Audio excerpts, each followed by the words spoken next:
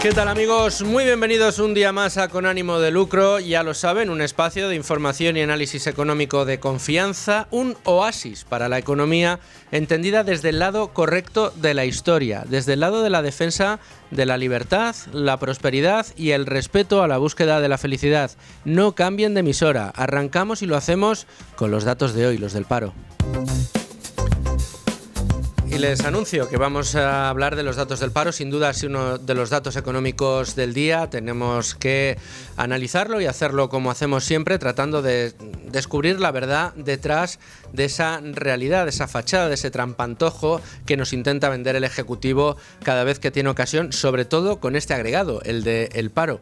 Un agregado que, déjenme que les recuerde, ya la propia Eurostat añade un asterisco cada vez que pone en sus estadísticas el dato de España, porque han bastardeado tanto, envilecido tanto la estadística, la han llenado de tanto maquillaje que no es homologable al resto de mediciones europeas. Y por eso tiene Eurostat que poner un asterisco. ¿Por qué? Pues porque el Ministerio de Trabajo en manos de Yolanda Díaz, después de su gran reforma laboral y después de todos los cambios estadísticos que ha hecho y de los cambios de nombre, esto de que a los temporales ahora los llamaba fijos discontinuos, lo que ha hecho ha sido convertir prácticamente en imposible conocer realmente la situación del empleo en España. Y lo único que tenemos que hacer los demás es analizar los datos, analizar todas las categorías en las que han ido metiendo a distintos tipos de parados para averiguar exactamente cuánta gente hay en España queriendo trabajar y no pudiendo hacerlo, cuánta gente hay en España cobrando un subsidio de desempleo, cuánta gente hay en España parada de más de 2 años, de más de un año buscando un puesto de trabajo, cuánta gente hay en España más de 50 años en esta situación. Todo esto se lo vamos a explicar. ¿Por qué?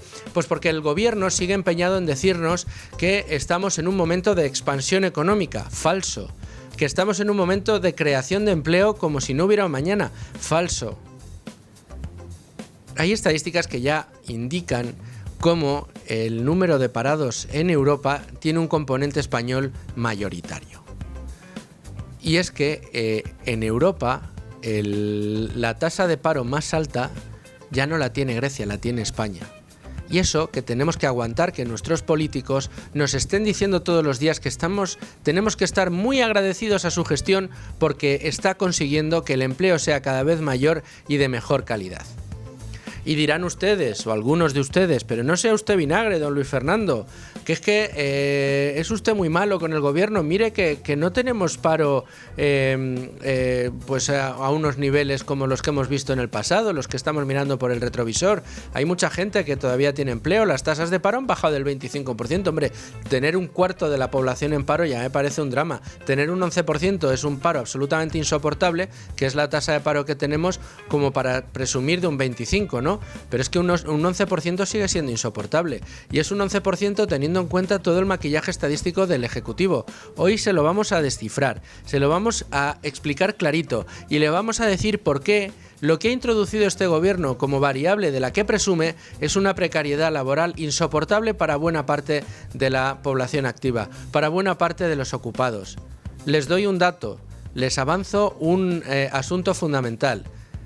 Si miramos los 9 meses primeros del año, el dato que conocemos hoy corresponde al mes de septiembre, se han creado 377.000 puestos de trabajo, según nos cuenta el Ministerio de Empleo, según nos cuenta, mejor dicho, el Ministerio de la Seguridad Social.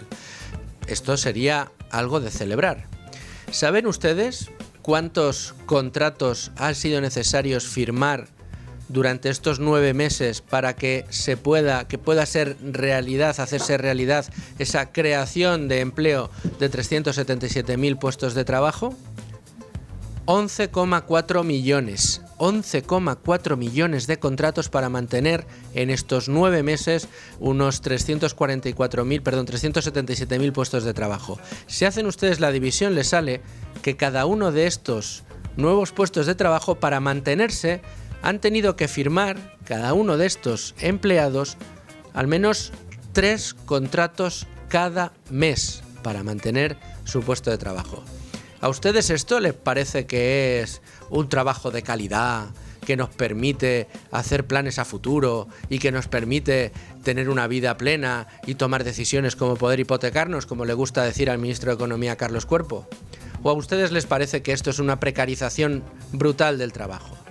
Pero teniendo la tasa de paro más alta de la Unión Europea, teniendo la tasa de paro más alta de la OCDE, teniendo datos como el que les acabo de dar y muchos más que les vamos a enseñar de la letra pequeña de las estadísticas de empleo, resulta que lo que nos dicen es que tenemos que agradecerlo. Resulta que el gran problema ahora mismo en España en materia laboral es que hay que trabajar menos. Esto es lo que nos está diciendo el Ministerio de Trabajo. Vamos a ver hasta qué punto es grave esta afirmación, pero antes vamos a repasar lo que nos cuenta Beatriz García de la portada de Libre Mercado. Y ya tengo conmigo a Beatriz García, la jefa de Libre Mercado, que me trae la portada del periódico en este momento. Beatriz, ¿qué tal? Muy buenos días. Muy buenos días, Luis Fernando. Tardes, que han pasado buenos días, 12. Buenas tardes. Estamos siempre en esta fina línea. Sí. ¿Qué tal? Bueno, bien, estamos analizando todos los datos de empleo en el día de hoy y creo que ya la portada de Libre Mercado, si no lo tenemos, estamos a punto de publicarlo. Pues sí, estamos cocinándolo. En unos minutos vamos a tener el análisis de José María Rotellar, que es la persona que mejor pone los puntos sobre las IES en este relato del empleo y del cohete del empleo, que está muy, muy averiado. Está empezando a mosquearse la gente con esto del cohete, ¿verdad? Ayer que subían el IVA de los alimentos, preguntaban en la radio a los transeúntes que se iban encontrando nuestros compañeros por la calle y muchos hablaban de eso. Cohete económico, cohete el de los precios, que no hay quien haga la compra últimamente sin dejarte medio salario, ¿no? Bueno, pues el cohete económico también del empleo, que tiene su letra pequeña, no su letra pequeña, Beatriz, diríamos su letra escondida, ¿no? Sí, contamos el empleo, contamos más detalles en Libre Mercado en la portada hoy que tienen esa letra pequeña y es precisamente lo que estás comentando. La nueva subida del IVA a los alimentos, a algunos alimentos de esta semana, y contamos el negocio redondo de Hacienda con la rebaja del IVA.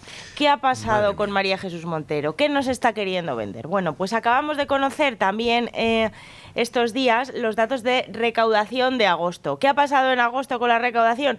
Pues que Hacienda vuelve a llenarse los bolsillos con el segundo impuesto que más recauda España, que es el IVA. Ha recaudado en lo que llevamos de año, en los 8 primeros meses del año, más de 4.000 millones de euros por IVA. ¿Esto a qué se debe? ¿Qué es lo que influye en el aumento de la recaudación del IVA, que es un aumento histórico otra vez? Bueno, pues la subida de precios. La subida de precios beneficia muy mucho a los ingresos por este impuesto. ¿Y qué dice la agencia tributaria? Que claro, con la rebaja del IVA, algunos productos, ya sabemos que no subió la carne, o sea, no bajó el IVA de la carne, no bajó el IVA del pescado y de muchos productos básicos, dejó la lista bastante cortita, legumbres, queso, etc., leche. Bueno, pues ha dejado de recaudar pues 400 millones de euros, o sea, 10 veces más ha recaudado por el IVA que la rebaja que tanto nos ha vendido el gobierno, que vino tarde, vino en 2022 y que ya ha acabado, señores. Adiós rebaja del IVA. Empezamos a dar marcha atrás a las únicas medidas del gobierno que eran positivas. La ley del embudo, la parte cortita para el contribuyente, la parte ancha para el legislador. Y esto habla mucho de un tema a mí la verdad me enfada muchísimo, que es el de cómo a los gobiernos les interesa que haya inflación. A gobiernos además desalmados como el que tenemos, porque no tiene otro nombre, que lo que hace es aprovechar que los precios suben para recaudar más y además no deflacta la tarifa del IRPF para también recaudar más. Y eso lo que implica es que las arcas del Estado, el gobierno, sí que se forra, sí que se enriquece a costa de los ciudadanos, que lamentablemente tienen que ver cómo les meten la mano en el bolsillo al mismo tiempo que la inflación resta poder adquisitivo a su propio dinero. Esto es, que más nos roba Hacienda mientras nos hacemos más pobres, lo cual es un comportamiento absolutamente perverso, ¿no?, por parte del gobierno. Efectivamente, sí, son los estados los principales beneficiados de la subida de precios. Claro, pero luego dicen que los estados somos todos y que ese dinero luego al final será para todos, claro, para algunos más que otros. Eso al final. Eso es. Cuéntame lo que nos tenéis preparado para mañana? Bueno, pues mañana vamos a llevar la hipocresía de Más Madrid, otra más. Ellos que están muy preocupados por los propietarios, que dicen que, bueno, también contamos el libre mercado y que ha nacido una estrella en el sindicato de inquilinos y sus argumentos delirantes. La delirante argumentación del sindicato de inquilinos. Valeria Racú, que está ahora dando... Esta fue la que estuvo con Daniel Lacalle, ¿no? Sí, pues con Daniel Lacalle se hizo un poco más famosa por lo mal que... por Daniel Lacalle por lo mal que la dejó. Y ahora pues ha ido también a otros programas de televisión y dice que bueno, que hay que su solución, sacar todas las viviendas del mercado del alquiler. O sea, una lumbrera, que se acabe el mercado del alquiler. Que sea no se puede alquilar. Que sea el gobierno el que decida quién tiene que vivir y dónde, ¿no? Claro, sí, dice que claro, que es que no tiene el inquilino que pagarle la pensión al propietario. O sea, dice unas cosas, Luis Fernando, que si de verdad esta es la que va a salvar a los inquilinos de la subida de los precios, por supuesto que nadie puede subir el precio del alquiler de tu propia propiedad. No puedes decidir el precio al que alquilas, porque esto tiene que estar prohibido y una serie de cosas. Y esto se suma a el tema que vamos a sacar mañana de Más Madrid, que están muy preocupados por los propietarios de vivienda, por los que tengan más de 3 casas. Hemos analizado cuántas tienen ellos y bueno, pues hay como 7. Entre la Asamblea y el Ayuntamiento de Más Madrid, que tienen 3 propiedades o más. 3 propiedades o más. Así son. Ay, bueno, pues descarados. Dirán que ellos son los primeros con su ejemplo, ¿no? Claro. Sí. A lo mejor tienen alguna alquilada, algunos grandes de ellos, ¿no? Tenedores, pues seguro. Y a lo mejor habrá subido el precio. Y en Airbnb, ¿no? A lo mejor están ahí. La tienen en el mercado. Vaya claro. La sindicalista.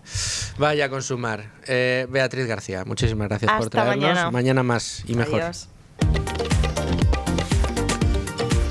Y nos vamos ya de lleno a analizar en profundidad el tema del día, el dato económico del día, ese dato que conocíamos a las 9 de la mañana, servido por los servicios públicos de empleo en el Ministerio de Trabajo, también por la Seguridad Social, sobre todo esos datos de afiliación, y que desde los servicios informativos de radio ha estado muy pendiente, como siempre hace nuestra compañera Leticia Vaquero, no solo de los datos, sino de lo que han dicho tanto Yolanda Díaz como su secretario de Estado, Joaquín Pérez Rey. Vamos a escuchar a Leticia Vaquero. ¿Qué tal? Buenos días. Buenas tardes. A pesar de la vuelta al cole y de la actividad agraria en el mes de septiembre, solo se han creado 8.800 puestos de trabajo. Pensemos que hace un año se crearon en el mismo mes 18.300. Se trata de un frenazo considerable en el ritmo de crecimiento del empleo, que solo avanza un 2,3% en términos anuales, a pesar de lo cual el secretario de Estado de Seguridad Social, Borja Suárez, titubeante en su discurso, eso sí, ha querido fijarse solo en los datos desestacionalizados para concluir que nunca antes había habido en España tantas personas ocupadas. Constatamos que en el mes de septiembre de este año 24 se ha alcanzado un récord en afiliación. Si lo analizamos en términos desestacionalizados, superamos por primera vez los 21,2 millones de afiliados. Son 53 meses de crecimiento continuado de la afiliación.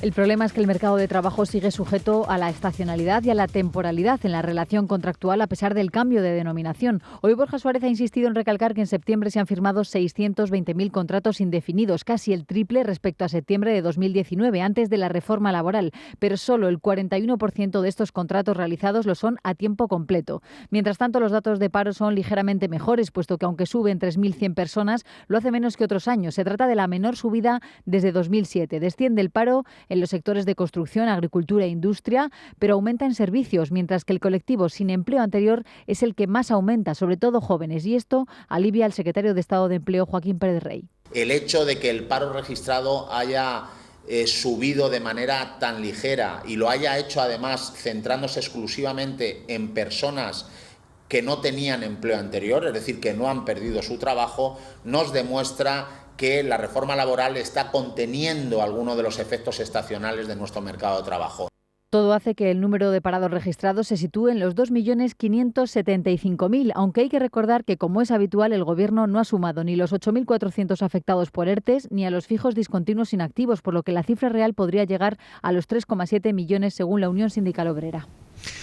Muchas gracias, Leticia, por ese análisis pormenorizado de lo que nos han dicho, lo que nos han vendido. Ya ven ustedes que desde el gobierno no conocen el desaliento y siempre están viendo el vaso medio lleno de empleo, medio lleno de riqueza, y es lamentable que tengamos que estar desde los medios de comunicación, lamentable no que tengamos que estar, porque para eso estamos los medios, ¿no? Para bucear en los datos y tratar de llevarles a ustedes la realidad de la situación que atravesamos en España, pero es lamentable que el gobierno trate de vendernos justo lo contrario de lo que los datos dicen, por más que los envilezcan o los bastarden.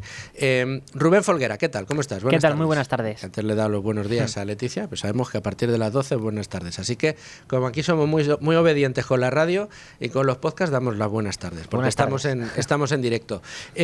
Vamos a ir, como decía, a analizar punto por punto la letra pequeña o la letra escondida, podríamos decir, de los datos del empleo. ¿Qué te parece si empezamos por los datos de maquillaje estadístico? Cuando hablamos de maquillaje estadístico, ¿qué partes son las que tenemos que ver?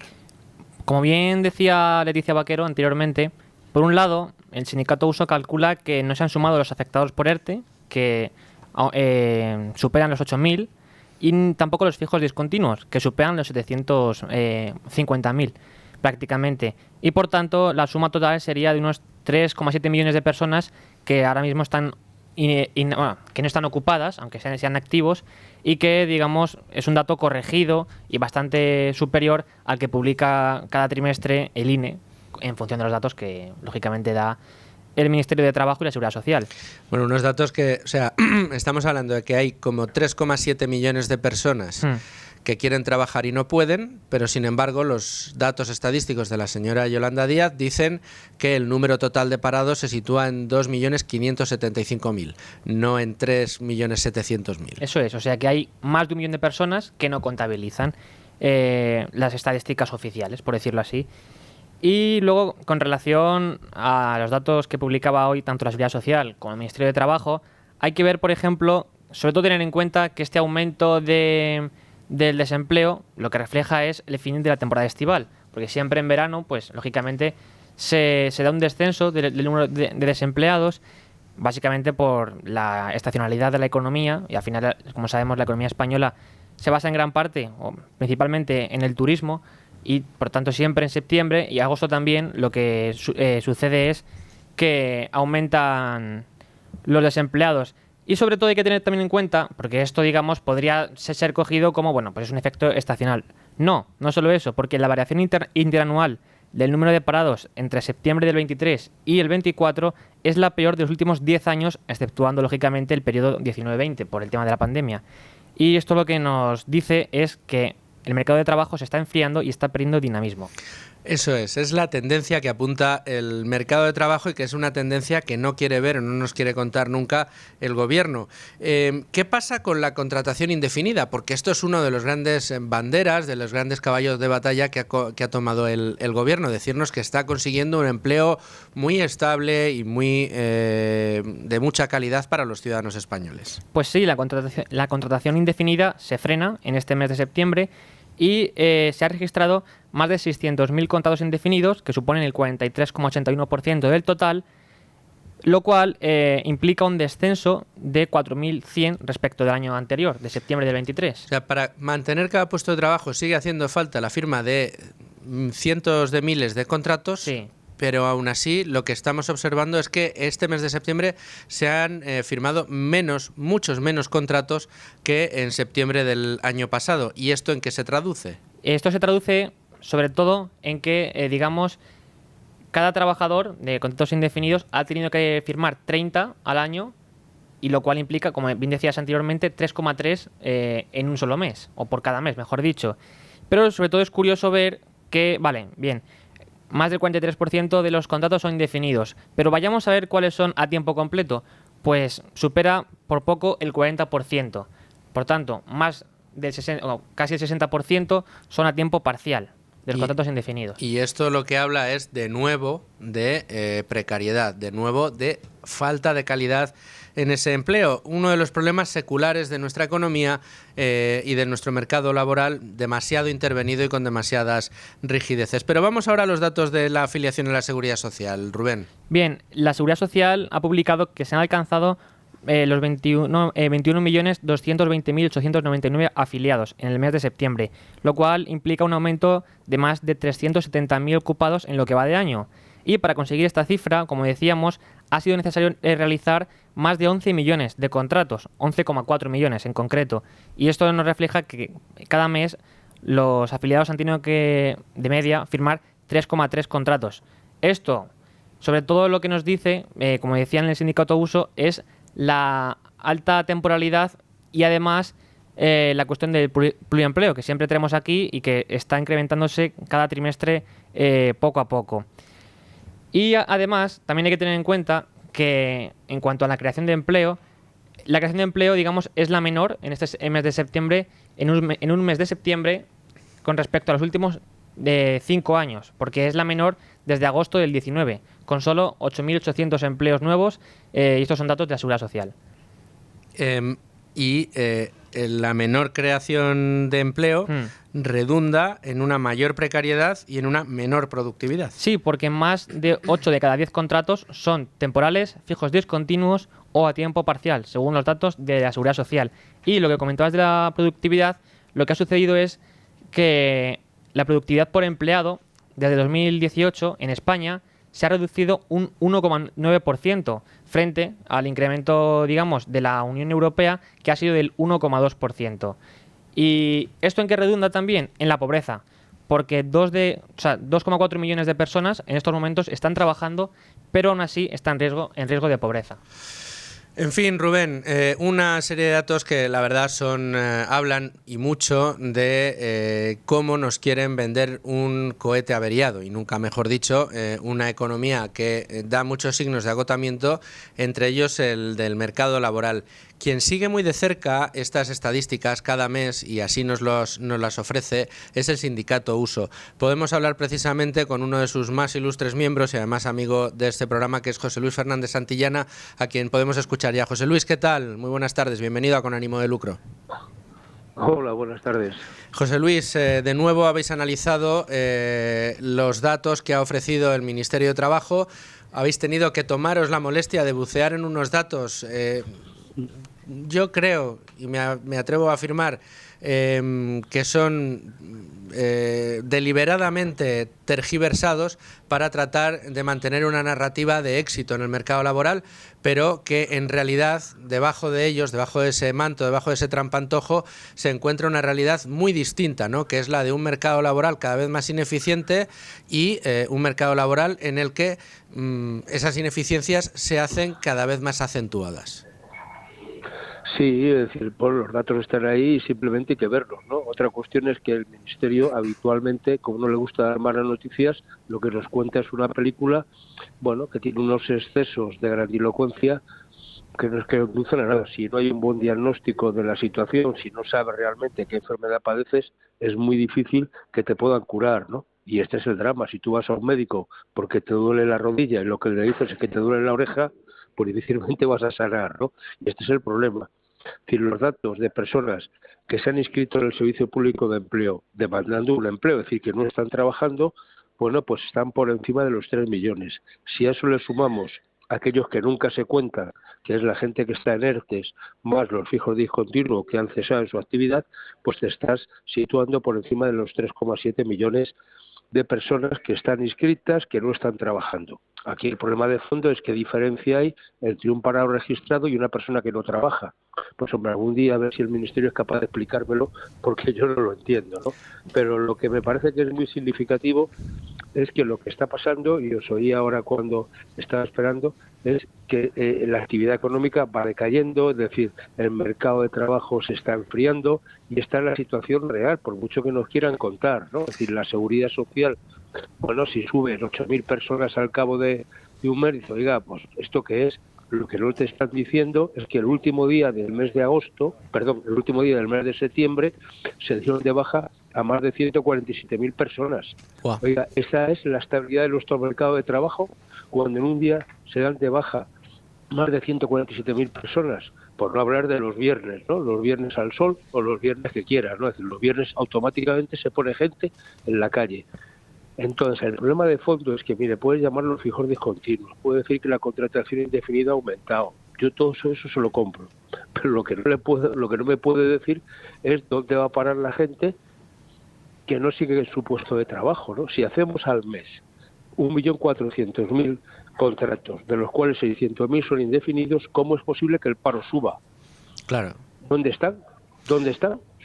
Y luego aparte... Este es el auténtico drama, ¿no? Aparte, en las estadísticas, José Luis, una de las cosas que reflejáis en vuestro informe es precisamente y que asusta, ¿no? El cómo es necesario la firma de tantísimos contratos para mantener tan pocos puestos de trabajo, y que además lo que veis y lo que reflejáis y donde ponéis un énfasis y un acento muy especial es en el que incluso teniendo que firmar muchísimos contratos, la tendencia que estamos viendo es que se van firmando cada vez menos, con lo cual no se puede afirmar bajo ningún concepto que lo que tenemos es un mercado dinámico que va ganando terreno y va consiguiendo crear empleo, ¿no?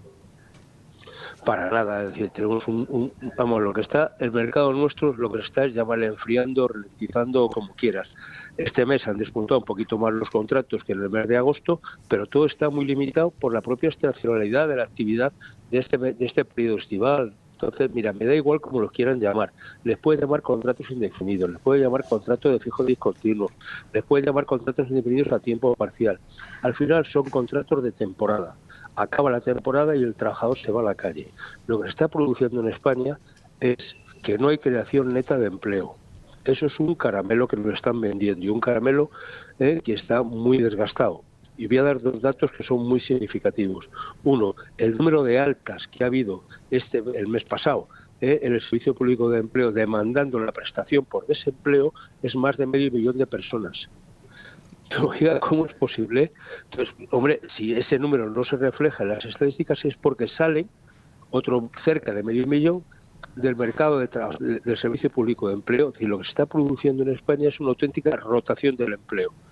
Salen 500.000 y entran 500.000. Y así estamos siempre. Por tanto, no se está creando empleo. Para que conseguir un afiliado neto a la Seguridad Social hay que firmar más de 30 contratos al año. Oiga, eso es estabilidad. ¿Eso es garantías de empleabilidad, de empleo estable y con derechos? Pues me parece que absolutamente no. Y este es el auténtico drama. Le pueden cambiar el nombre, pero en España sigue habiendo un exceso, seguramente por las características de nuestro país, donde se apuesta poco por la industria y mucho por el turismo, de mucho trabajo de carácter estacional, lo que tradicionalmente hemos llamado un temporero. Desde luego que sí. Y lo que sí que está claro es que mes a mes, José Luis, seguimos confiando en los datos que extraéis de los informes de empleo desde el sindicato USO y que arrojan luz sobre esa pantomima, esa pantalla que el gobierno nos pone delante para que nos fijemos en las sombras que ellos mismos dibujan con datos grandilocuentes. No se me quita de la cabeza el mes pasado el señor Cuerpo diciendo que teníamos que celebrar que cada vez creamos más empleo y un empleo de calidad que permitía a los ciudadanos españoles tomar decisiones como hipotecarse. Esto fue literalmente lo que dijo el ministro de Economía y no se compadece precisamente con los datos que nos acabas de dar. Bueno, no, pero es que hay dos datos que yo os aportaría más. Es decir, si uno mira la contabilidad nacional, el otro día se ven los aspectos agregados de la misma y uno mira el número de horas de trabajo, acabamos 2023, por coger un año completo, con menos horas de trabajo efectuadas que en 2008. Con más gente teóricamente ocupada, ¿dónde está la creación de empleo? El que haya más gente ocupada no quiere decir que se haya creado empleo, es que se ha troceado más el empleo. Esto es como el que tiene un pastel y el pastel no crece, sin embargo hay más gente que quiere comer del pastel. Oiga, cada vez cogerán un cachito más pequeño. Y eso es lo que está pasando en nuestro país. Por tanto, además hay que recordar que no todo cotizante es una persona que esté ocupada, ¿eh? Los desempleados que están con la prestación contributiva también cotizan en la Seguridad Social. Sí, los mayores de 52 años que perciben el subsidio por desempleo también cotizan en la Seguridad Social. Luego, no todos los cotizantes, y ese récord de cotización que nos están diciendo, son personas que estén coloquialmente hablando, como decimos, es trabajando, que estén ocupadas, ejerciendo un trabajo en una empresa o en un servicio público o donde quieran, ¿no?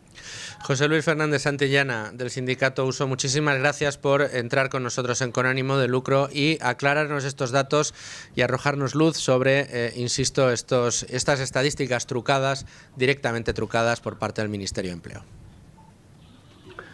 Pues encantado de estar con vosotros, ya sabéis, para poner luz cuando queráis. Muchísimas gracias, José Luis.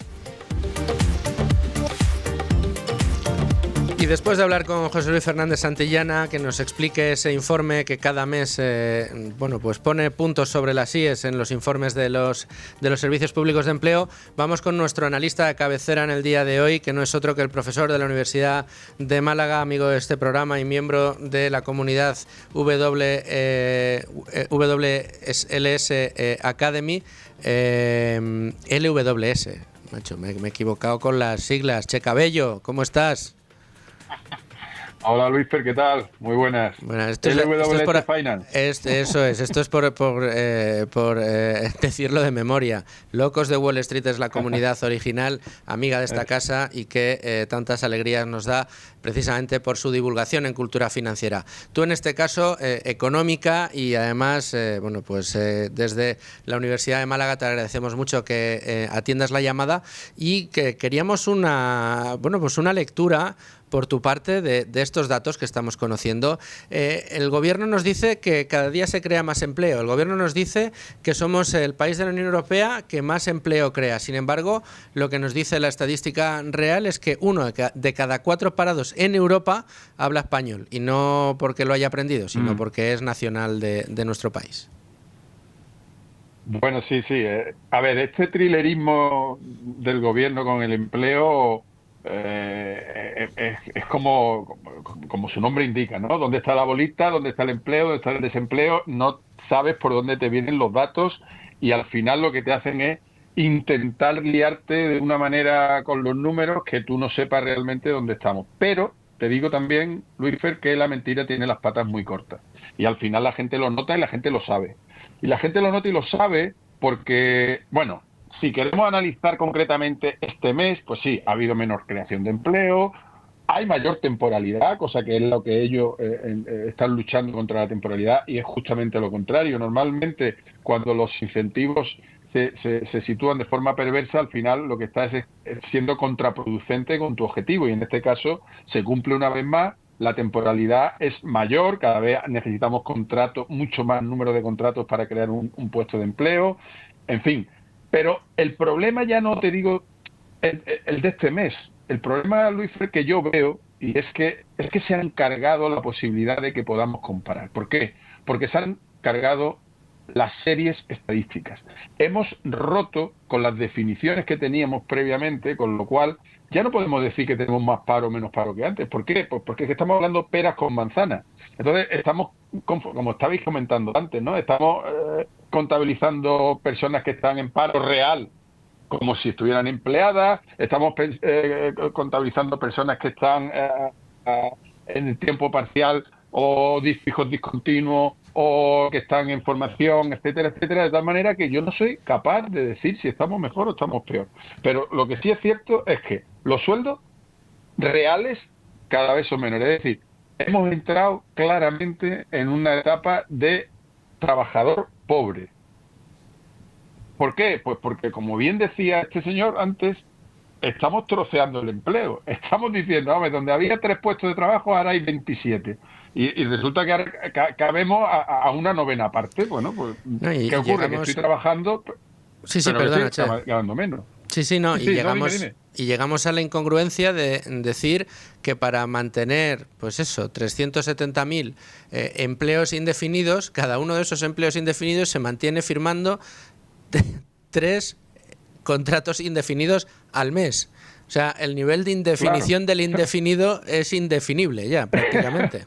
Claro. Tú imagínate la tranquilidad, la estabilidad que te puede a ti, tú puedas tener con 30 contratos al año para tener un empleo. Es una locura, ¿no? Y todo al final, ya te digo, esto al final se nota, ¿no? Y claro, A partir de aquí se pretenden poner parches porque ya no puedes acceder a la vivienda porque no tienes un empleo digno que ganes dinero. Se ponen parches a que nuestros jóvenes, los más brillantes, se vayan fuera porque aquí no encuentran un empleo bien remunerado, porque estamos en una productividad mínima y porque realmente, aunque nos cuenten que la economía va como un cohete, si realmente nos fijamos en lo que realmente nos hace ricos, que es la renta per cápita, es decir, cuánto ganamos por cabeza, ¿vale? Cuánto ganamos por cabeza, estamos hemos descendido en los últimos 20 años. Descendido, es decir, o mantenido. Es que mientras los demás países han incrementado su poder de compra, su renta per cápita, nosotros nos mantenemos pobres. Y ese es el drama que tenemos, ¿no? Ese es el drama que tenemos. Profesor Checabello, te tengo que agradecer mucho que hayas querido estar hoy con nosotros y te escucho muy prontito de vuelta aquí en Con Ánimo de Lucro. Gracias a ti, Luis Fer. Hasta ahora. Bueno, y analizado pormenorizadamente el dato del día, sacando absolutamente hasta el último detalle que nos han pretendido esconder y contándoles a ustedes la realidad de que vivimos en España en el mercado laboral, ¿qué les parece si nos damos una vuelta a los mercados? Hoy es muy importante asomarnos a los mercados. Vamos a tener a dos especialistas para ver qué pasa con ese activo que en momentos de tribulaciones, en momentos de crisis en Oriente Medio, siempre hay que tener muy presente, que es el del petróleo. Nos vamos a los mercados. Bueno, pues tenemos que contar que a esta hora en los mercados, si nos asomamos al IBEX 35, este está cayendo un 0,57%. Ha ampliado la caída desde la apertura, está en el umbral de los 11.600, solo 11.607 puntos. Recordemos que hace muy pocas fechas estaba rozando e incluso superando los 12.000 puntos. La recogida de beneficios ya ha tenido lugar. Tenemos informaciones importantes que están cotizando ahora mismo, pero sin duda hay dos especialmente importantes. Son la de la escalada de tensión, la escalada de violencia en Oriente Medio, con ese ataque, terrible ataque de Irán a Israel, que ha sido capaz de repeler el escudo antimisiles de los israelíes, pero que sin duda añade tensión precisamente a esa zona, y cuando en esa zona hay tensión, lo que tenemos es miedo a una reacción de los mercados sobre uno de los activos que tiene influencia sobre otros muchos, y que es el petróleo. Para hablar del petróleo vamos a hablar enseguida con Gustavo Martínez, pero antes he querido dar una llamada a una de las mayores especialistas en esta materia prima, y que además es amiga de esta casa y de este programa, y que no es otra que la asesora de Salmon Mundi, Marta Escribano. Marta, creo que nos escuchas ya. ¿Qué tal? Muy buenas tardes. Muy buenas tardes, Luis Fer, ¿qué tal? Muy bien, quería hablar contigo y te he sacado de tus pantallas ahí con todos los valores activos que estás siempre estudiando y monitorizando, porque quería preguntarte en primer lugar si el petróleo se ha disparado tras los ataques de Irán a Israel y si crees que puede seguir subiendo. Pues hombre, en el corto plazo el impacto de una posible escalada del conflicto, como tú dices, claro que puede tener consecuencias, porque hay que pensar que el 20% de toda la oferta de petróleo a nivel mundial viene de los países del Golfo. Y ahora mismo, pues obviamente hay que esperar a ver cuál es la respuesta de Israel hacia Irán, y por supuesto también será importante ver hasta qué punto Estados Unidos decide implicarse a favor de Israel en este conflicto. Lo que es verdad es que en caso de que el conflicto escale, la mayoría de escenarios posibles que se plantean implicarían subidas en el precio del petróleo. Hay que pensar que, por ejemplo, una forma fácil de atacar a Irán sería ir directamente contra su industria del petróleo, pues por ejemplo, atacando sus refinerías. Y eso, claro, es que solo el sector del petróleo representa como la mitad del presupuesto total de Teherán. Pero es que también una forma que podría tener Irán de contraatacar al otro bando sería cerrar el estrecho de Hormuz, como ya ha hecho en otros conflictos. Y esto pues también implicaría subidas del precio del crudo, porque prácticamente por esta vía pasa el 20% de todo el petróleo del mundo, ¿no? Y luego el problema que veo es que el conflicto pues empieza ya a perdurar en el tiempo, ¿no? Tenemos guerra también con Gaza, en Líbano, con lo cual creo pues que va a ser incluso más importante que antes entender la situación geopolítica para intentar entender los movimientos del petróleo en el corto plazo. Desde luego que sí. Marta, ¿crees que el petróleo va a volver a subir por encima de los $100 el barril en lo que nos queda de año? ¿O estamos, esto de sacar la bola de cristal, como nos gusta decir, no es bueno? Bueno, o sea, yo creo que aunque parezca un tema lateral, no hay que olvidar que se celebran elecciones en Estados Unidos en noviembre. Y desde mi punto de vista, pues estas van a ser decisivas para entender probablemente los movimientos del petróleo en el corto plazo, ¿no? Un precio del petróleo muy elevado al final favorece a Trump como candidato. Sin embargo, a Kamala pues le viene mucho mejor un precio a la baja o estable, ¿no? O sea, yo creo que según los intereses que cada país extranjero tenga, pues entiendo que intentará forzar al alza o a la baja el precio del petróleo. Desde luego, si se va por encima de $100 el barril, como dices, pues yo creo que perjudicaría claramente al Partido Demócrata, ¿no? Pero dicho esto, y fuera ya de temas geopolíticos, pues en el corto plazo, como tú dices, pues es complicado saber los movimientos del mercado, pero para mí tiene más sentido probablemente mirar en el medio y largo plazo y entender la realidad que vivimos hoy del petróleo, que es pues que la demanda sigue aumentando año tras año y sin embargo la oferta cada vez está más ajustada por los niveles tan bajos de inversión, ¿no? Luego se pueden mirar también pues inventarios que están muy bajos e incluso pues me preocupa que la fuente principal de crecimiento de la oferta del petróleo en los últimos años había sido el shale en Estados Unidos y cada vez crece menos, ¿no? O sea que yo creo que todo esto al final, unido al tema geopolítico, pues hace complicado que los precios del petróleo puedan bajar demasiado a futuro. Marta Escribano, lo cuentas todo tan claro y te lo sabes tan bien que no podía dejar de contar contigo. Así que te agradezco muchísimo que hayas sacado un ratito para estar en Con Ánimo de Lucro y espero poder escucharte muy prontito de vuelta. Un abrazo muy fuerte. Muchas gracias. Gracias, Luis Fer. Y para la parte de mercados, el analista de cabecera en el día de hoy, además de Marta Escribano, es Gustavo Martínez. Gustavo, ¿qué tal? ¿Cómo estás? Muy bien, encantado de estar de nuevo contigo y nada, un placer compartir cartel también con Marta. Marta, una gran experta, una gran seguidora en materias primas y precisamente era hoy importante saber cuál era su opinión respecto al valor de ese activo, de esa materia prima que es el petróleo, porque también se monitoriza mucho en los mercados. Gustavo, tú que eres asesor financiero y profesor de la Universidad Francisco Marroquín y además, no sé si decir que te has especializado en otra materia prima como es el oro. Desde luego es una tesis de inversión que tienes muy afianzada y que te está dando la razón precisamente en estos momentos. No sé si tenías igual de monitorizado el petróleo.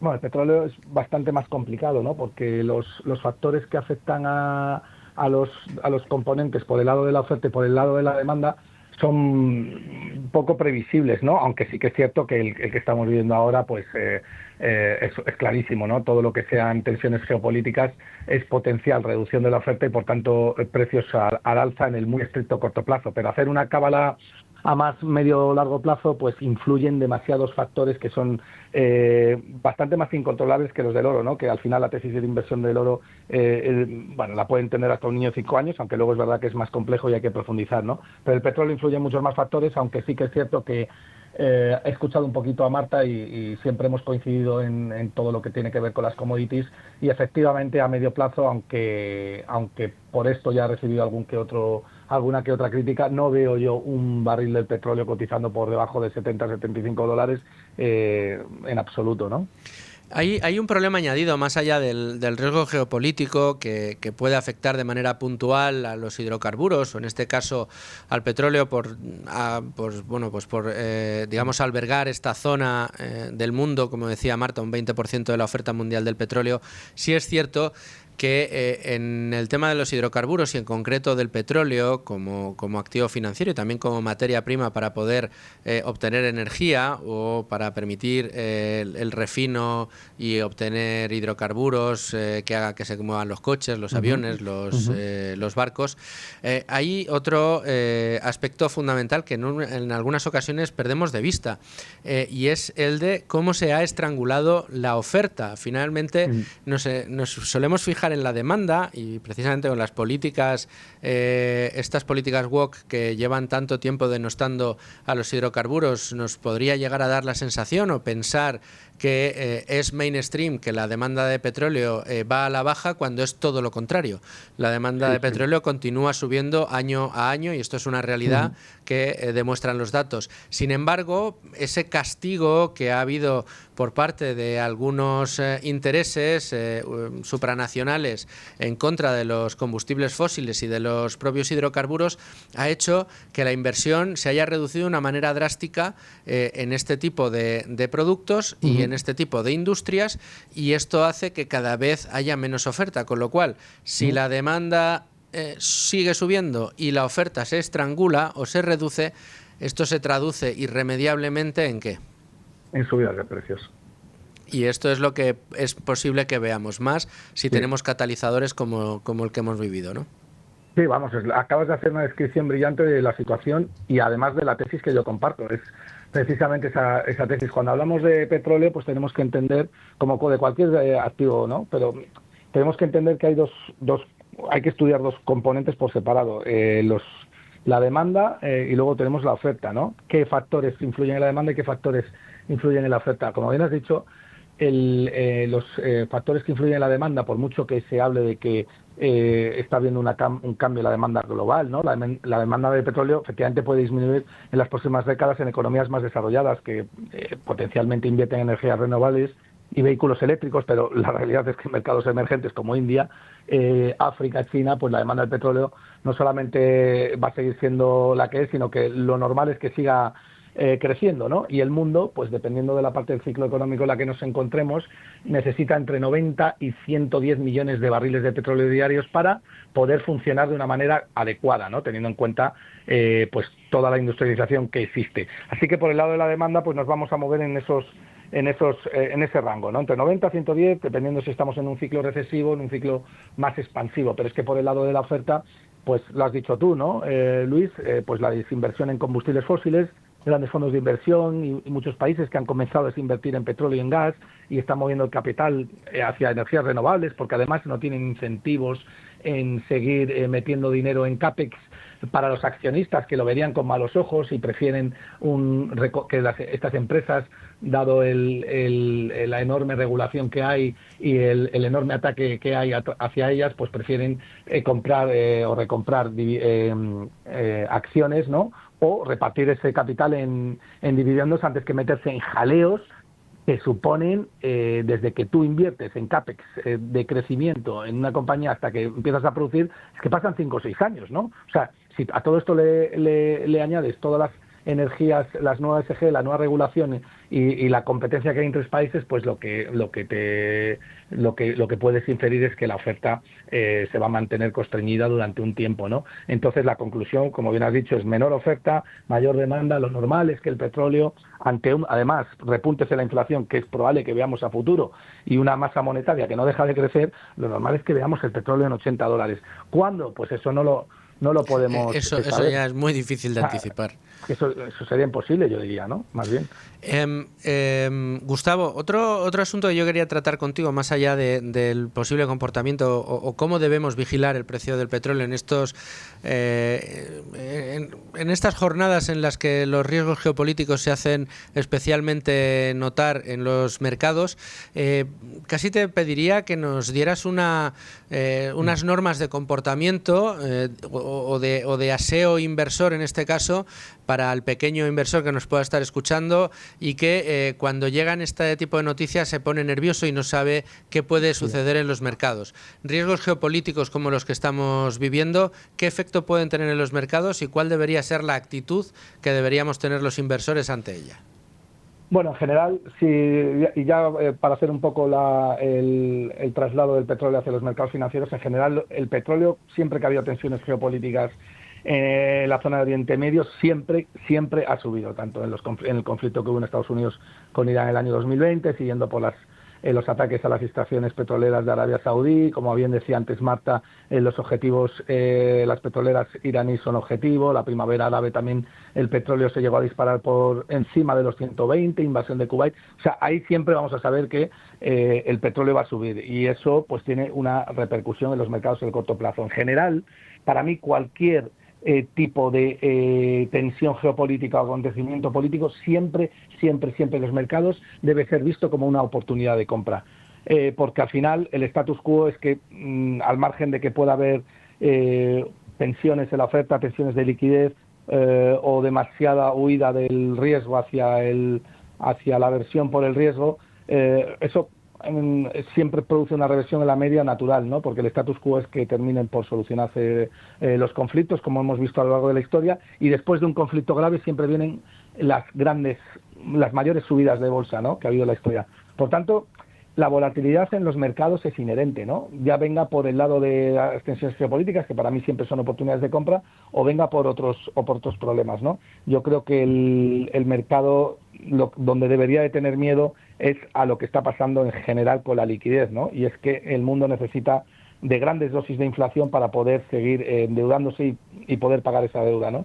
Ese es el verdadero foco, ese es el gran problema, ¿no? Eso es lo que el oro recoge. El oro no sube porque, por ejemplo, esté habiendo tensiones geopolíticas en Oriente Medio. Puede subir momentáneamente dispararse un 1%, si se le puede llamar a eso dispararse, ¿no?, como ayer, pero el 40% de lo que está subiendo el oro en el último año es porque está descubriendo que los bancos centrales no valen para absolutamente nada más que para empobrecer a los tenedores de moneda fiat. Es decir, el papel que emiten los bancos centrales es papel basura, ¿no?, en el tiempo, no vale, no transporta valor, sino que todo lo contrario, sino lo que transporta es desvalor, depreciación de la pobreza, ¿no? Y eso es lo que el mercado donde debe tener el foco, no en si hay tensiones geopolíticas o no, que eso es volatilidad estricta del corto plazo y a medio plazo se disipa en nada, ¿no?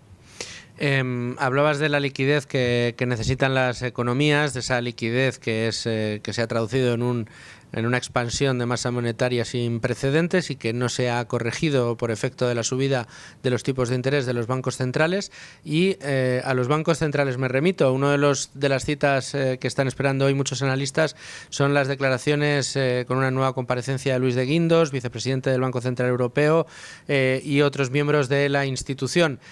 ¿Hacia dónde crees que va a transitar las políticas del Banco Central Europeo? Y si después de las últimas bajadas o de lo que ya nos han venido a decir, más allá de las políticas expansivas que yo creo que todos estamos convencidos de que van a implementar de aquí a final de año, ¿crees que van a aportar algún tipo de novedad o qué comportamiento crees que va a tener el mercado? Bueno, yo creo que es algo, ¿no? ¿Qué comportamiento van a tener los bancos centrales en función de la lectura que hacen del mercado, ¿no? Y esa es la realidad. O sea, al final, pues parte del mercado, yo detecto que parte del mercado está demasiado pendiente de lo que los bancos centrales van a hacer, y esto es un error, porque lo que los bancos centrales van a hacer es lo que las letras del Tesoro a 3 meses, que son las más líquidas y las que más podemos asemejar a la moneda fiat, pues les está dictaminando esas tasas internas de riesgo, esas TIR, cómo están cotizando, es lo que el mercado está anticipando que va a suceder con la economía real. Y como el research de esas letras presenta muchísima aversión por el riesgo, porque no hay nada más seguro que el papel que emiten los bancos centrales en un muy estricto corto plazo, en teoría, hablamos de seguridad en teoría, claro, pues ya tienes el estudio hecho por el mercado, que son millones de personas que necesitan no perder dinero en el muy estricto corto plazo. No se puede perder dinero, Gustavo. Muchísimas gracias. Nos quedamos ya sin tiempo. Vamos a escuchar el informativo de la 1 y a la vuelta seguimos con más asuntos de su interés. No se lo pierdan. Y después de escuchar las noticias, como siempre, estamos Con Ánimo de Lucro. Continuamos aquí y lo hacemos con otra persona que también viene con ánimo de lucro, y es Nuria Richard, mi compañera. ¿Qué tal? ¿Cómo estás? ¿Qué tal, Luis Fer? Pues muy bien, aquí. Para hacer el avance, el cebo, el tráiler. Para vender el pollino. Para vender el pollino de la economía para quedarte sin amigos de esta semana. Un programa que no me cansaré de repetirlo, tiene un éxito merecidísimo y tenemos que seguir cosechando éxitos. Así que desde Con Ánimo de Lucro, nuestro microscópico granito de arena lo aportamos. Y te lo agradecemos infinitamente. ¿Y de qué no...? Uy, estoy leyendo aquí un... A ver, espérate que esto no... Ostras, es verdad. Claro. ¿Vais a traer a quién? Pues sí, esta semana nos visita en Economía para quedarte sin amigos Roberto Vaquero, que es el para líder quien no lo sepa... Sí, es el líder de Frente Obrero. que en las últimas elecciones europeas ha obtenido 66.000 votos. Y nosotros le hemos invitado porque viene a presentar su libro ¿Por qué el obrero vota a la derecha? Y subtitulado el mismo libro, La deriva suicida de la izquierda. Porque la izquierda ha entrado en esta locura que básicamente consiste en ignorar los problemas de la sociedad e inventarse otros, lo del famoso relato. Es decir, ya no habla de los problemas, por ejemplo, que hay en muchas ciudades, en muchos barrios, sobre inmigración, que yo creo que es el tema del presente y va a ser el tema del futuro, pero en cambio sí que habla pues de ecologismo, feminismo, machismos, supuestas micromachismos, desigualdades, brechas de género, brechas tecnológicas, ecologismo, brechas salariales, liberación animal, y sabes que yo soy muy animalista. Sí, un ecologismo malentendido, de crecimiento, necesidad de crecimiento. Eso es. Pero un momento, Nuria Richard, porque hasta donde a mí se me alcanza, y corrígeme si estoy en un error, Roberto Vaquero se confiesa comunista, o sea, bueno, no de izquierdas, comunista. Sí, él se confiesa comunista, pero tengo que decir que por un momento parece más del partido, con todos los respetos, de Groucho Marx que de Karl Marx, quiero decir, porque es verdad que, claro, pues se tiene que actualizar. Y realmente, desde que él es historiador y ha estudiado y defiende con todos sus argumentos su discurso y su ideología, es verdad que no compra todo el comunismo ni toda la historia criminal del comunismo, en absoluto. Eso es así. De hecho, él propone su propio sistema y en el programa pues, nos hablará de ese sistema. Lo de la lucha de clases, por supuesto. Que su ideología y nuestras ideas liberales son antagónicas, por supuesto. Él prima el colectivismo. Y nosotros, en cambio, lo que defendemos es el respeto, como es eso, al proyecto irrestricto de cada individuo. Es decir, la libertad de los acuerdos entre individuos libres. Eso es. Pero él premia, y propietarios de su propio futuro. Eso es. Y de ellos mismos y de su trabajo. En cambio, Roberto es colectivista. Entonces, desde ese punto de vista, nunca nos vamos a encontrar. Mira, si yo... Pero él no defiende, por ejemplo, pues a Corea del Norte, evidentemente. Ni a Turkmenistán, me figuro. Aquí antes a micrófono cerrado estábamos acordándonos de ese país tan absolutamente kafkiano. De todas maneras, o yo no conozco bien a mi compañero y amigo Domingo Soriano, o yo diría que Domingo Soriano, con el que se confiesa comunista, nunca se ha llevado muy allá. Pues imagínate yo, que hemos hecho reportajes contra el comunismo, que bueno, en YouTube se pueden ver las entrevistas que he hecho varias veces a Federico Jiménez Los Santos por su libro Memoria del Comunismo, que hemos denunciado por activa y por pasiva lo que hizo el comunismo durante los años previos a la Guerra Civil, durante la Guerra Civil. O sea, quiero decir, ni Domingo ni yo, de hecho, durante el podcast, y yo creo que así acabamos diciéndole, nos vas a meter en el gulag si llegas al gobierno, quiero decir. Es una charla distendida, cada uno sabe en qué posición está. Y por supuesto que Roberto Vaquero no defiende la trayectoria criminal del comunismo. Y sí cómo que se compadece él, porque entiendo que él... Porque él va de la izquierda auténtica y del futuro. Lo que te decía de los principios y la remodelación un poco de este nuevo comunismo que él quiere vender. A ver, para mí con todos sus agujeros, pero bueno, él lo vende así. Pero ahí coincidimos. Es decir, la agenda woke de la izquierda en nuestro programa y en esta casa se ha criticado. Bueno, nosotros tenemos la sección de No te equivoques con llamas, ¿no? Sí, señora. En la trinchera. Se ha criticado. Y es verdad que se deja abandonado, la izquierda ha dejado abandonado a sus núcleos de votantes, a su vivero de votantes todos estos años. Ha renunciado a eso, ha renunciado a defender pues, la lucha de clases, por muy equivocada que esté, y en cambio, pues ahora es bandera pues, de lo LGTBIQ+, de lo queer. De hecho, las feministas son muy críticas, las auténticas, las clásicas, por ejemplo, con el PSOE, con el Partido Socialista. También les ha dejado en la estacada. Pero ya no solo que lo haya abrazado a la izquierda, es que se ha convertido en un insoportable mainstream que se lleva por delante economía, se lleva por delante sectores, se lleva por delante, pues no sé, la propia educación, ¿no? Claro. O sea, es algo que ha penetrado mucho. Yo le preguntaba a Roberto, por ejemplo, digo, ¿qué consideras tú un obrero? para que tú le defiendas. Es decir, ¿un autónomo para ti es un obrero? ¿O un empresario? ¿Hasta cuántos empleados es un trabajador, es un obrero? Y él me decía, y su sindicato, que defiende, por supuesto, a los autónomos, que forman parte de su sindicato y de su partido autónomos, y que, desde luego, claro, es la fuerza del trabajo de nuestro país. Es decir, que claro, lleva muchas matizaciones. Yo creo que es difícil de entender y en muchos casos, desde mi punto de vista, es difícil de defender, pero ahí le tienes. Y yo creo que además hay gente que se siente representada, igual que es otro de los temas que también abordamos en el podcast, con estas derechas que cada vez tienen más éxito en Europa, en Francia, en Italia, en Alemania. ¿Por qué tienen éxito esas derechas? Porque claro, hay gente que no se siente representada por la izquierda, que dice que les defiende, que defiende a las clases trabajadoras y humildes. O sea, ¿cómo defiende la izquierda al campo? ¿Cuántas veces hemos hablado aquí de la Agenda 2030? Evidentemente. Pues todo eso lo aborda Roberto Vaquero desde sus puntos de vista, pero en eso es verdad que confluimos y coincidimos. Yo te he preparado 2 extractos del podcast, Venga. Si quieres, uno hablando de los sindicatos. Y la mayoría de las veces las peleas mayores que tenemos son defendiendo a los trabajadores de determinados centros contra los sindicalistas de UGT y comisiones, que son los que pactan con la empresa porque la empresa les da más horas, más beneficios, más dinero para que puedan hacer lo que quieran. Entonces ellos están en realidad al servicio de... Entonces para mí estos sindicalistas de hoy en día son igual de nocivos que los empresarios tiranos que prohibían sindicarse. Y un tema que se niega a abordar el Partido Socialista, la izquierda y muchas veces también el Partido Popular, la inmigración. Y la izquierda está bailando a su son. Entonces también esos partidos han dejado de representar a esos trabajadores. Por eso en barrios como el mío, que es un barrio obrero, San Nicasio, en Leganés, un barrio de inmigrantes también, tú miras luego a quién vota la gente y los que son españoles empiezan a votar a la derecha radical. ¿Por qué?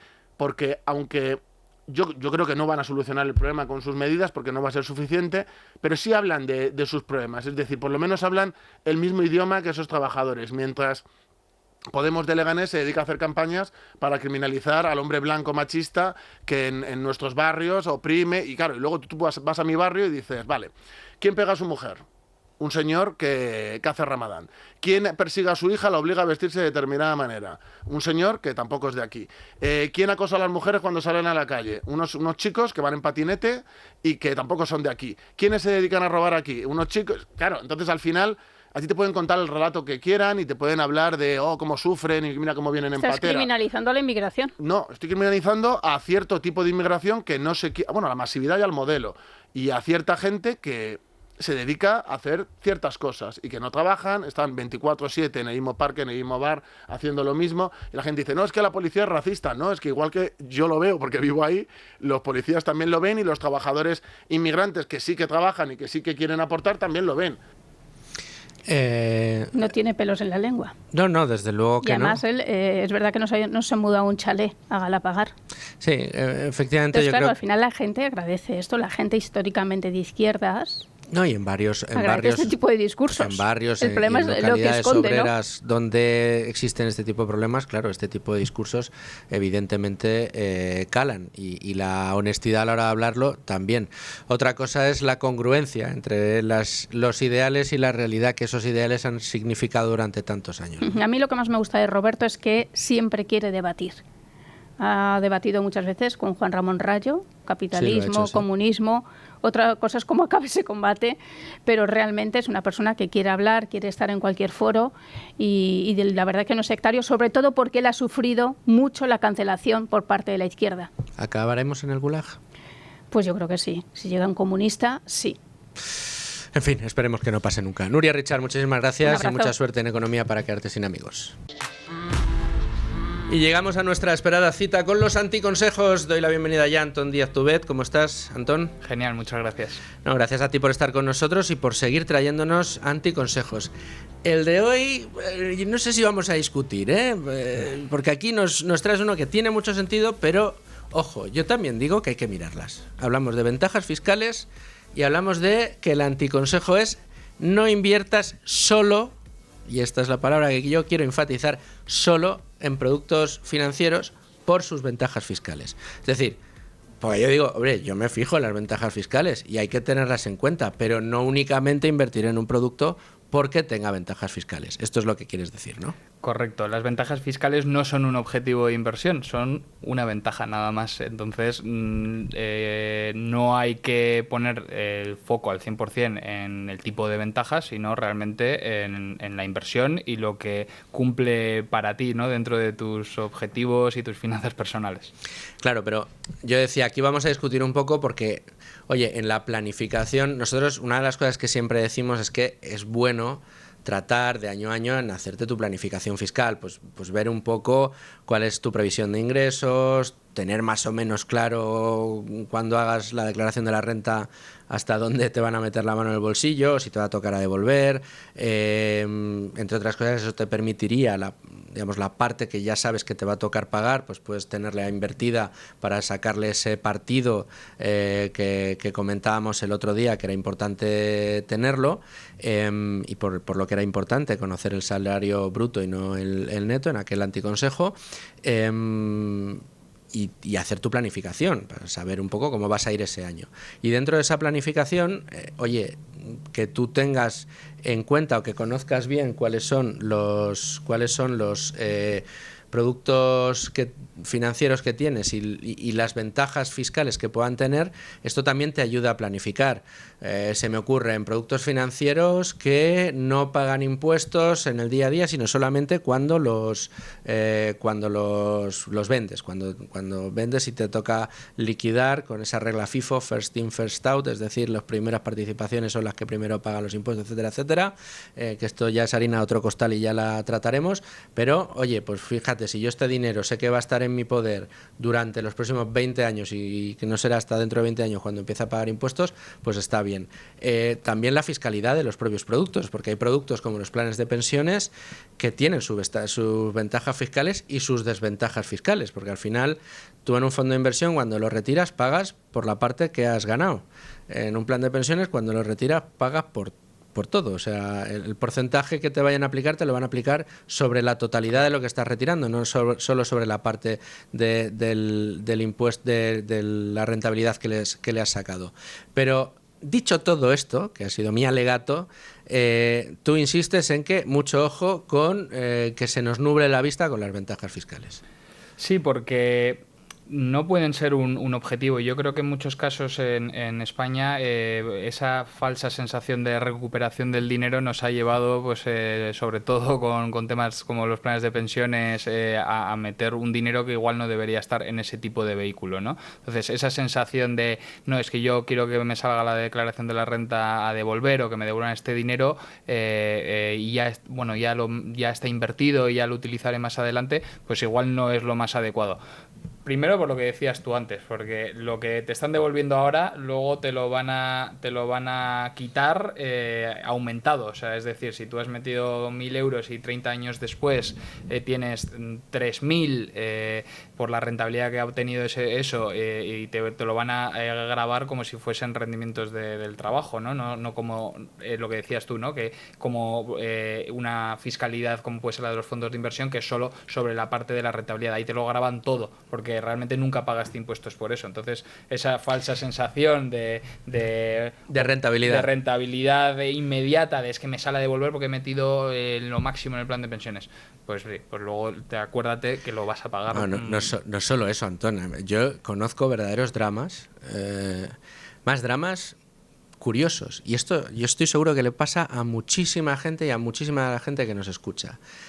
Yo conozco casos de personas que han conseguido unas rentabilidades extraordinarias en sus planes de pensiones, que llegan a la edad de jubilación con un dineral en esos planes de pensiones. Generalmente está asociado a personal laboral de empresas en las que la propia empresa les ha ido aportando a su plan de pensiones lo mismo que aportaban ellos, con lo cual la aportación siempre ha sido doble y han conseguido escalarlo mucho y han estado invertidos en buenos productos que han dado buena rentabilidad a largo plazo, y que de repente descubren la realidad de la fiscalidad de los planes de pensiones en el momento en que quieren retirarlo, cuando ya se van a jubilar.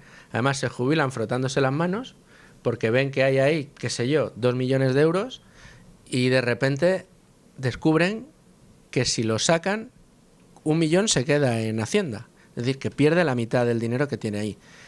Claro, a mí cuando me ha sucedido alguno de estos casos, me lo ha consultado directamente a mí, le he dicho, bienvenido al mundo y bienvenido a la realidad. Esto lo tendrías que haber sabido y tendrías que haber sabido siempre que tú contabas, cuando mirabas tu plan de pensiones, tienes que pensar que es la mitad de lo que ahí aparece, porque en la otra, si lo retiras todo de una vez, luego hay maneras de fiscalmente hacerlo para que no sea tan gravoso, retirarlo poco a poco o en asignaciones.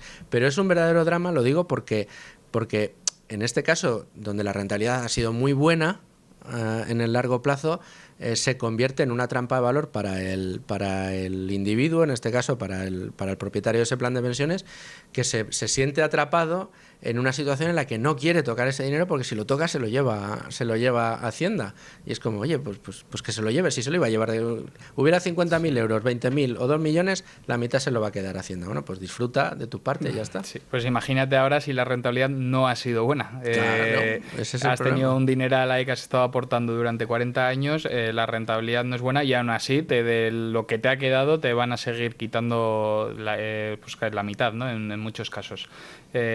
Volviendo al punto de que no debería ser el objetivo, realmente hay que tener muchísimo cuidado con las ventajas fiscales, porque lo que va a ser determinante el día que tú te jubiles para ver cuánto dinero tienes es en qué estaba invertido ese producto o instrumento de inversión, qué comisiones ha estado pagando, pues qué riesgo has asumido, ¿no? Y, o sea, es realmente lo interesante. Yo me encantaría hacer un análisis de planes de pensiones, de los caros y de los malos, que suelen ser los más grandes que se comercializan por las entidades bancarias.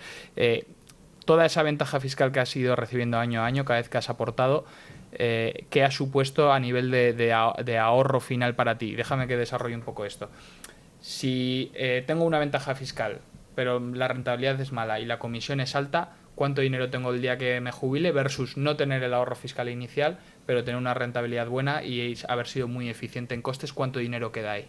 A mí ese análisis me parece que es súper necesario, porque las ventajas fiscales, muchas veces lo he dicho, que son una trampa, ¿no? Es una falsa sensación de ventaja. Y yo creo que a veces, incluso en la mayoría de los casos, diría, probablemente estemos perdiendo dinero.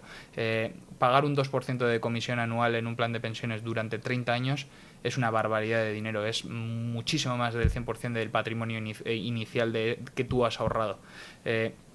Que no tengas una inversión una rentabilidad anual, del 8% y que la rentabilidad sea del 4% cuando en realidad has asumido el mismo riesgo, es una barbaridad el día que tú jubiles, de la pérdida patrimonial que eso ha supuesto. Entonces, es curioso que en España es verdad que es un producto que está muy extendido, pero no es quizá por eso no es un producto que haya sido muy competitivo. Es curioso cuando uno se acerca a los planes de pensiones. Es verdad que en los últimos años sí van apareciendo alternativas, sobre todo desde que el gobierno ha hecho de las suyas y ha empezado a quitar o digamos a encorsetar todavía más el producto, a tratar de cargarse los planes de pensiones privados para favorecer a los planes de empresa.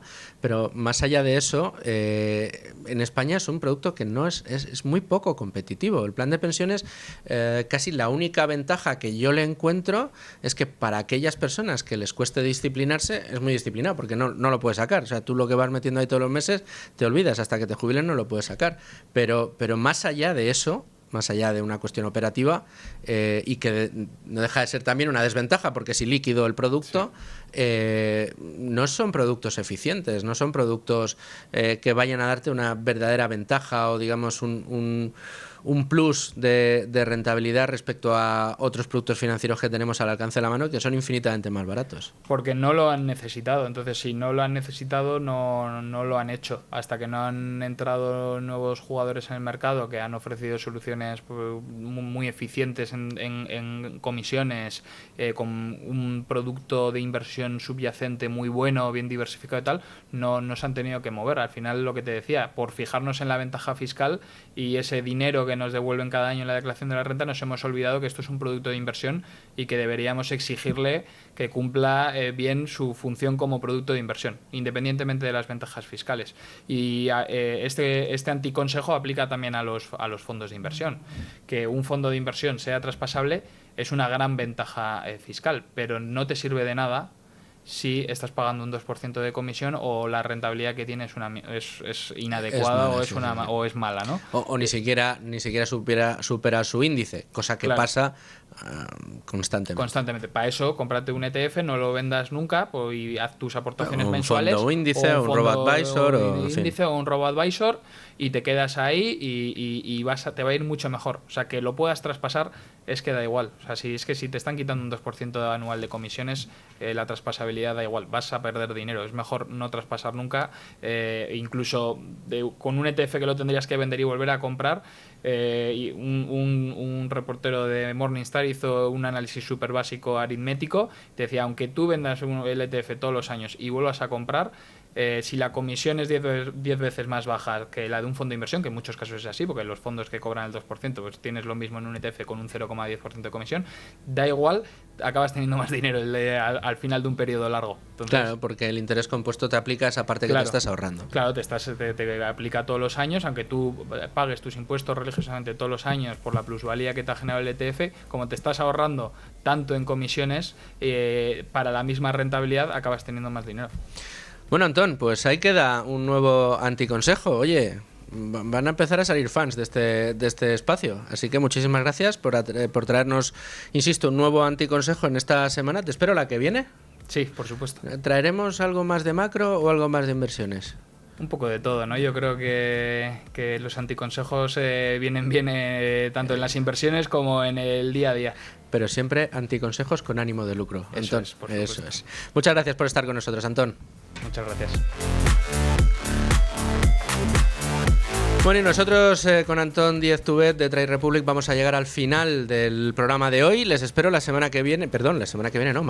Les espero mañana con temas de actualidad de primer orden. Vamos a tratar de traerles siempre la economía desde el lado bueno de la historia, y aquí vamos a estar a través del 105.7 de su FM en Madrid, únicamente en Madrid, y en cualquiera de las plataformas a través de streaming, por YouTube. Ya saben, nos van a encontrar por cualquier medio.